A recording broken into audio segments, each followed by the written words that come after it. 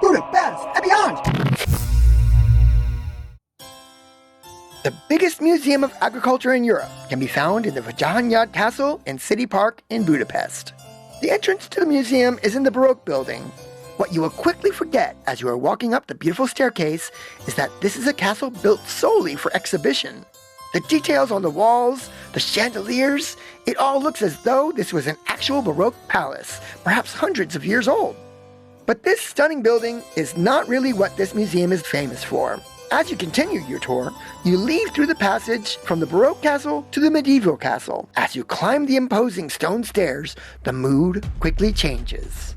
As you reach the top of the stairs, you are greeted by antlers, horns, hooves, and fur that cover the walls from floor to the cathedral ceilings.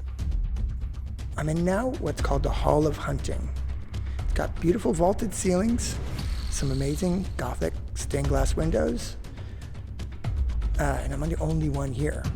So as I walked up the stairs, it felt like I was entering some kind of forbidden, sacred temple of, like, a forest creature necromancer. Stuffed birds and mounted bears pose ready to take flight or attack. But what about this joyful diorama of some animals frolicking and playing? The collection has been destroyed twice since its opening 100 years ago. But through many donations and loving attention, this shrine of the dead animal has been restored to its former glory.